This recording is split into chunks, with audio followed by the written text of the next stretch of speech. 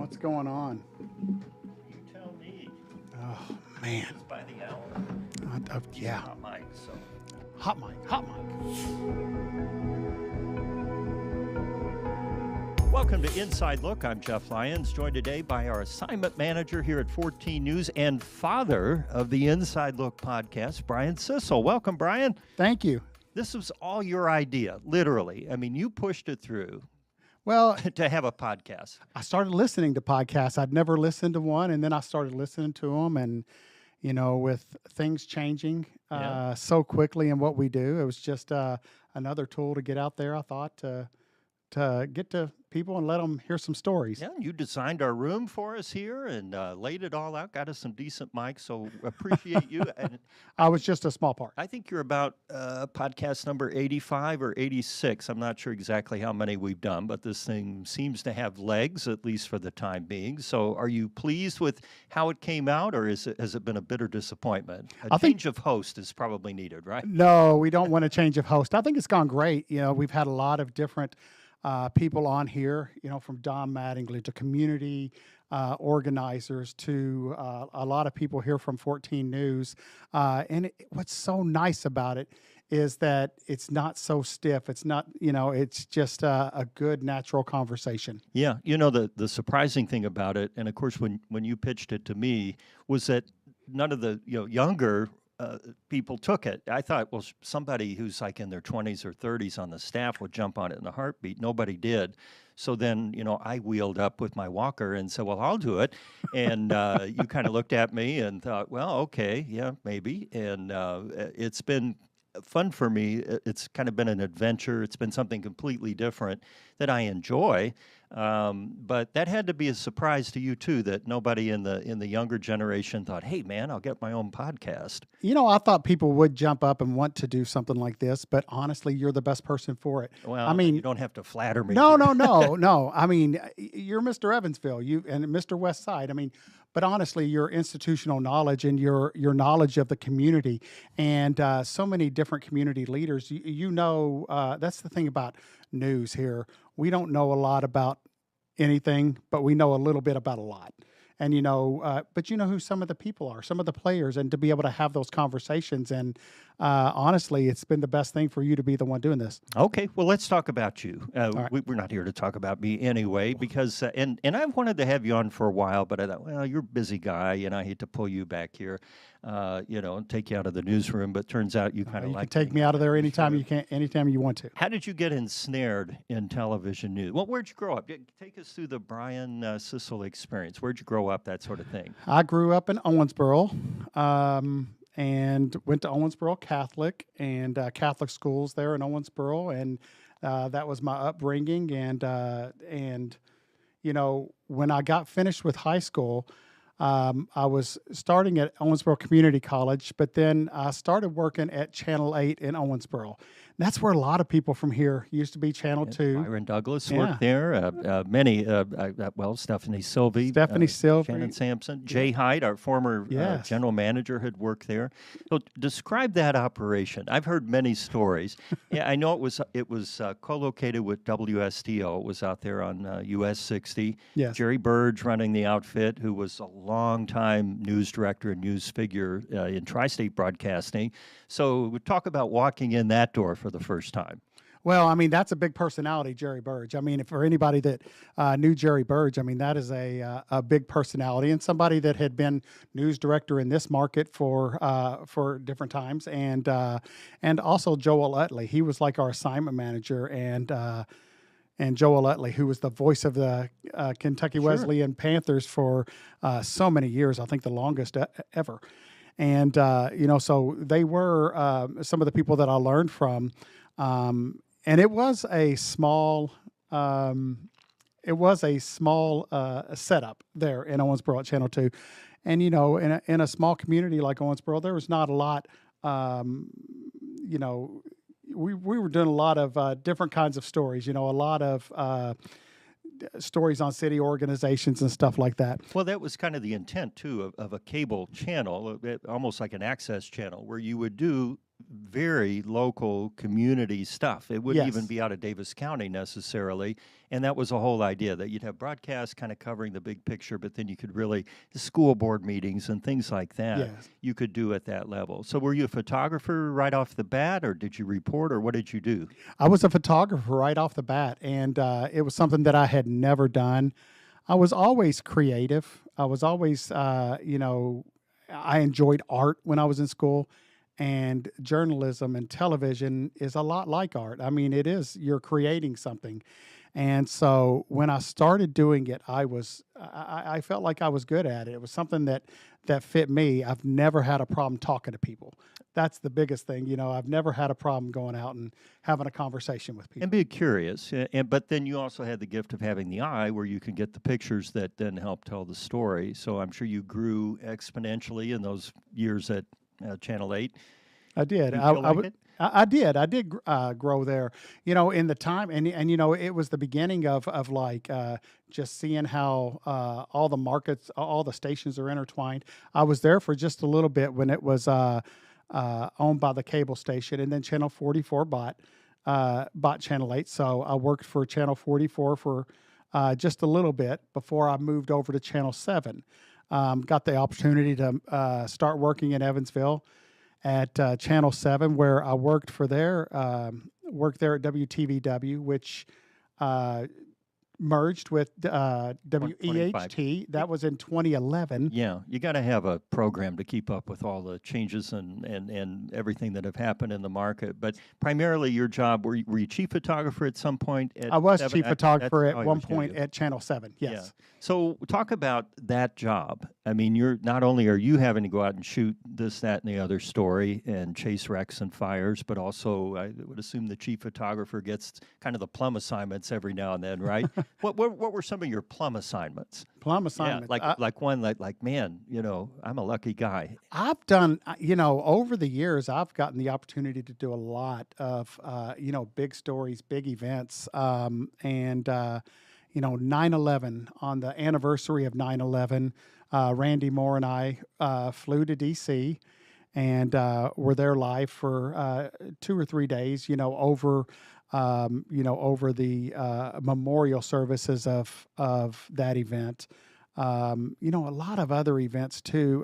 When Timothy McVeigh was executed, and that was in Terre Haute, Randy and I flew to Oklahoma City. Sure, where and the we Federal building was blown up. For those that don't remember, Timothy McVeigh bombed the Murrah Federal building in Oklahoma City in 95, right? 95. April of 95. And of course, they found him guilty of federal crime, so he was in the federal prison in Terre Haute, which I think is one of the only ones where they do the executions. Is that correct? That's why he would have been in Terre Haute.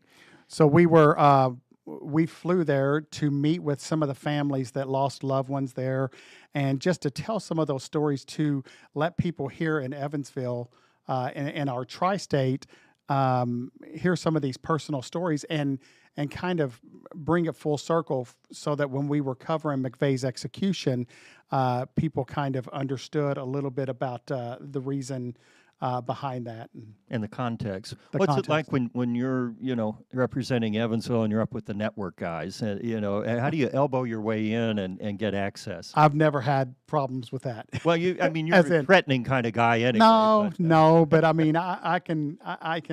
It is funny when national people will come to our market. There seems to be like they want there to be a pecking order, but we're all doing news. I mean, we're all looking for the same stories, and I never had a problem, hold my own on that. Yeah. What excites you when you get up in the morning? And back when you were a photographer, would you often enterprise the story and come in and say, "Hey, I got this great feature I want to do," or were you pretty much always at the mercy of the assignment desk?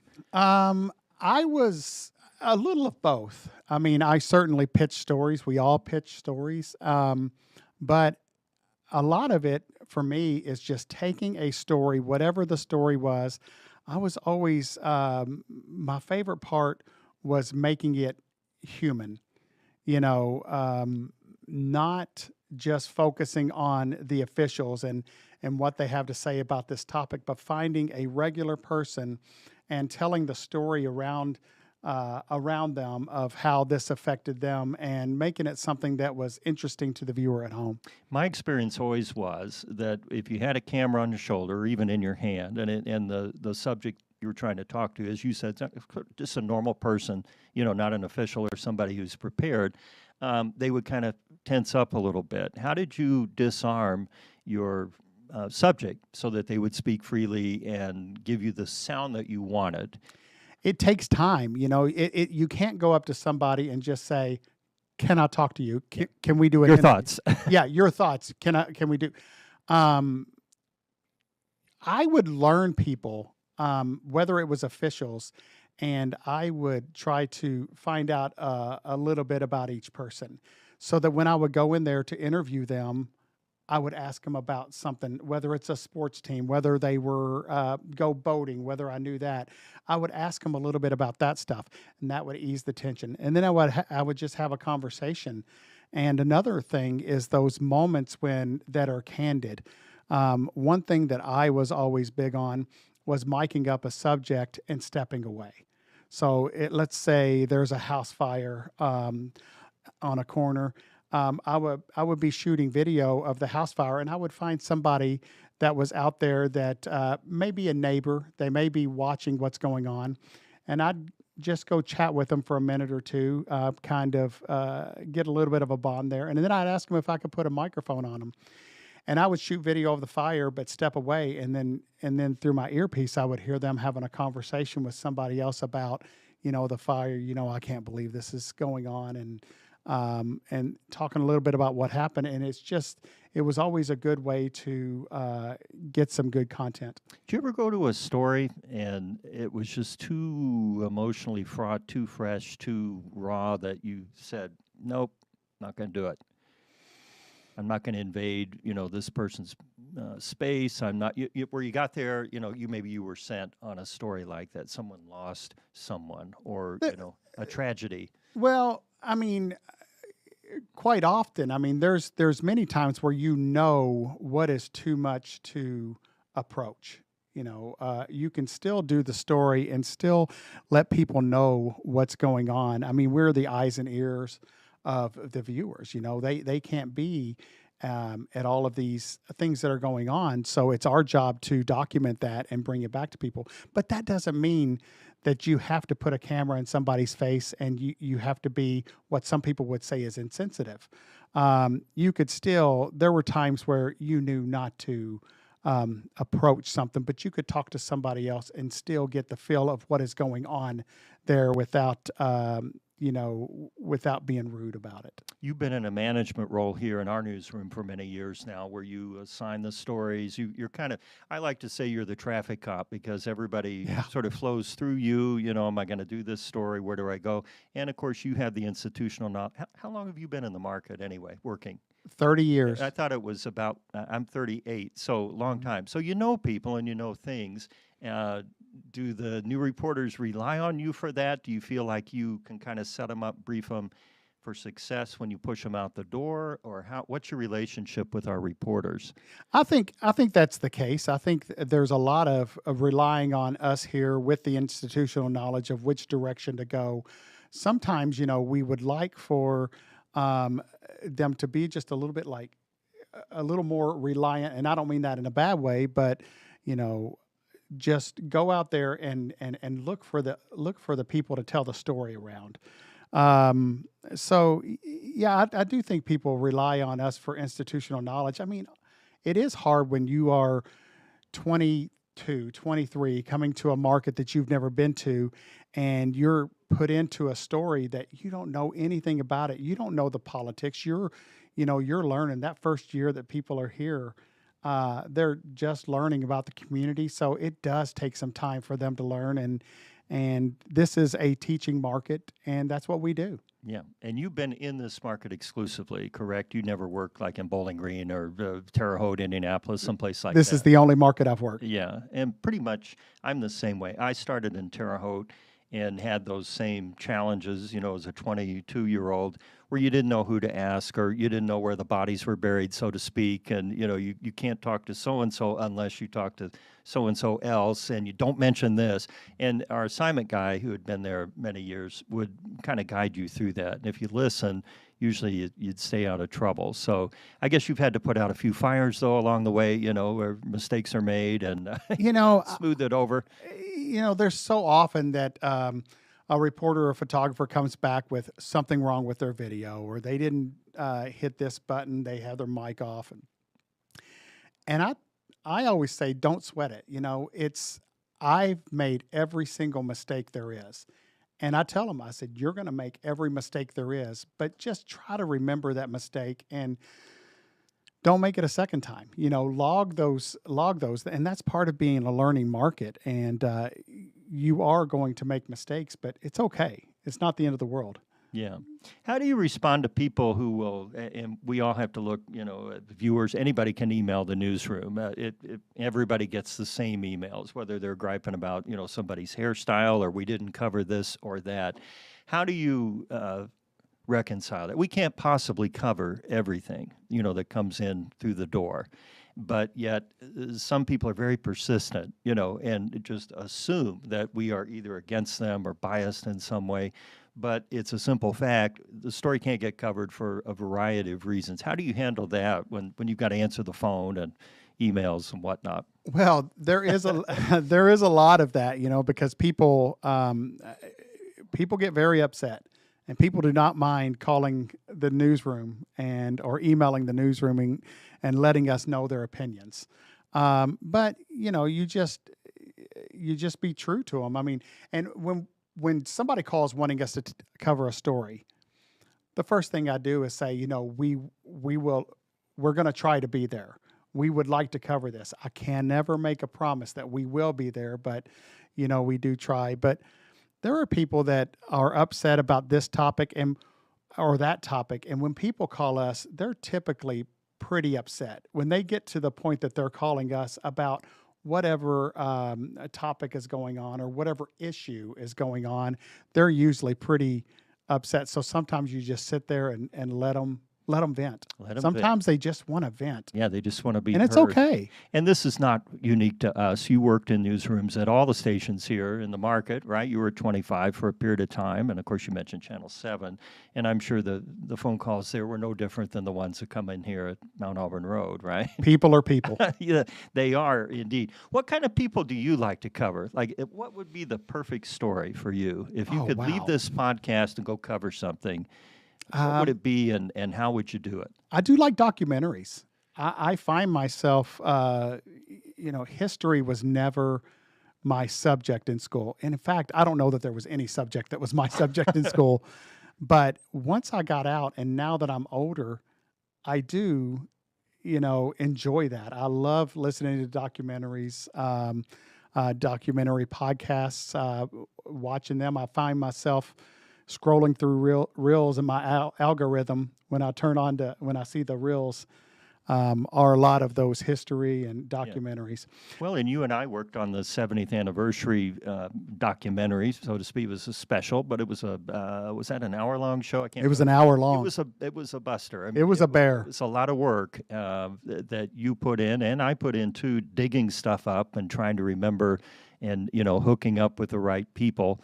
It was fun, though. It was a fun project, but it was a lot. I think people really appreciated it on the back end when they saw the finished product, but I don't think anybody really understands like what you had to do, to meld all that stuff. Because we had a lot to work with, and an hour seems long, but then when we started actually segmenting the show, it's like, well, we got to drop stuff. We got to drop a lot. Yeah, there were things that we had to drop that we didn't want to drop, right. But it's just part of it. And you happened into, I can't, this kind of leads into my next question, where sometimes you never know where that story lead will come from. It can be, the best story, and it just walks up to you. And that literally happened. I think you were on Franklin Street, and a gentleman who had worked here or had snuck in like as a teenager, just wanting to be, he was curious about this place.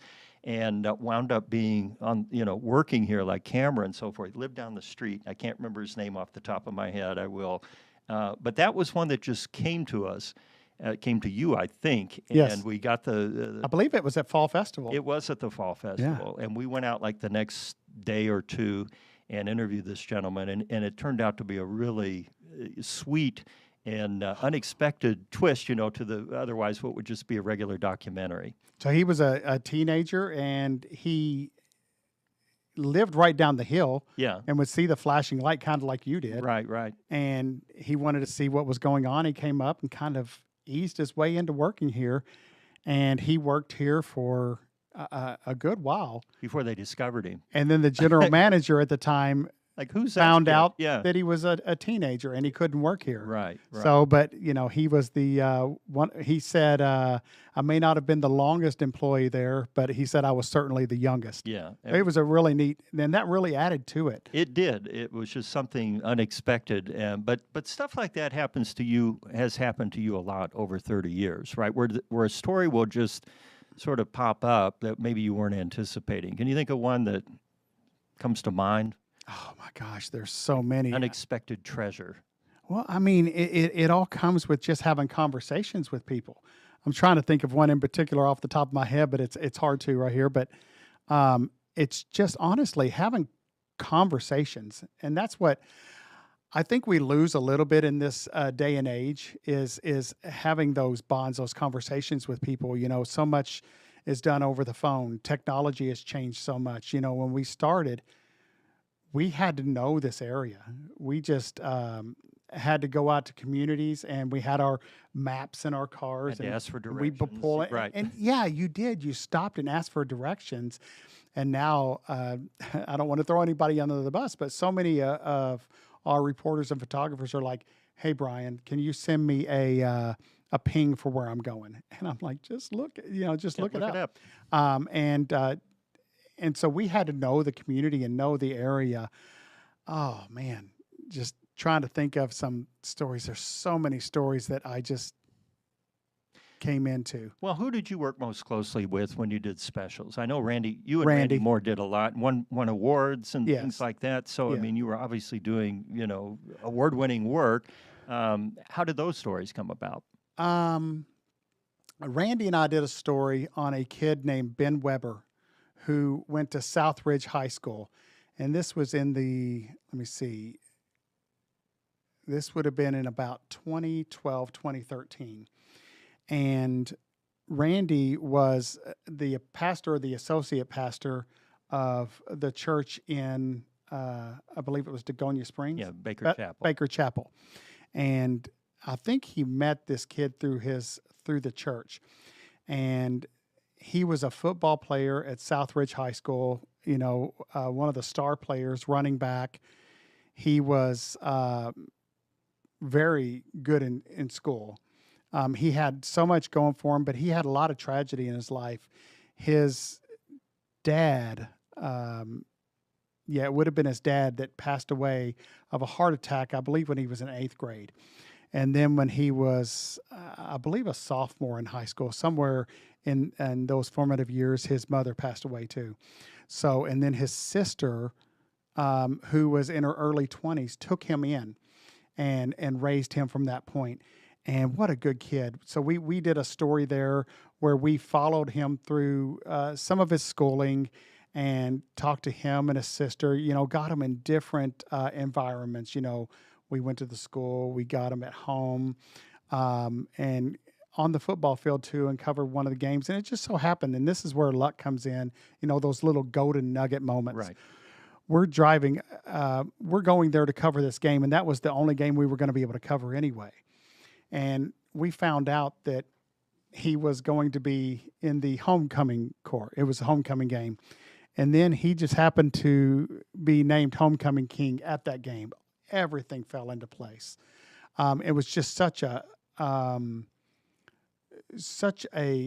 good story to tell, just about, some of that adversity that this kid's overcome and being raised by his sister and the way that she raised him. And we ended up winning a National Murrow Award for that and getting to go to New York City and and receive that award. It was, it was It had to make you feel pretty good. Validation, absolutely. because you put years and years into the craft, and then it pays off. And we don't do this for the awards. It's nice to be recognized, but you also had the story, and this young man, his story was out there. We don't do it for the awards. It is good to be awarded for stuff because it shows that you're doing good work. But to be able to tell a kind of story like that and it to be received that way is great. Where do you think it goes from here? You're 30 years in, you got to stick it out a little bit longer. Would you agree that and we harp on this, everybody I talk to, but it's true that the rate of change is just incrementally more intense. It's like you get to a point you feel like you can't keep up because things change so quickly. And we're talking technology, the way people share and receive stories, the way they're told.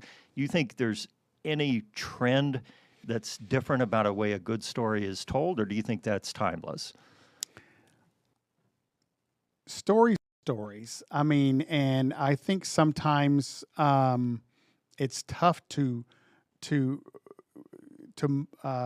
tell those stories the same way we did because things are so much faster now. There's different platforms for everybody. Everybody views and watches us in different ways. So many people don't watch just on television, but they still are looking for our work. They look for the content. They're still looking for the content, and we still have to provide that content. And what people want are stories. I mean, I truly believe that. Things have changed so much over the years. And when we look back to that 70th anniversary, are things moving faster now than when it went from film to video? To color, to high definition. Color, to high definition. Now it's the platforms that everything is on. But I do think things are changing a lot faster right now. And it's just the world that we live in. Technology has taken over, and we are just finding a way to adapt and be there for the viewers in whatever platform they're looking for. Wonder what the next platform is going to be. I keep thinking every time a new one comes down, you're like, well, we can't go past streaming. I mean, what else is there? I mean, I guess at some point there won't be a medium. We'll just somehow beam it into the brain. It'll just sort of come through your toenail, and you'll be informed for the day. But it is exciting. It is exciting, and and there's a lot of changes on the forefront that we have going on, and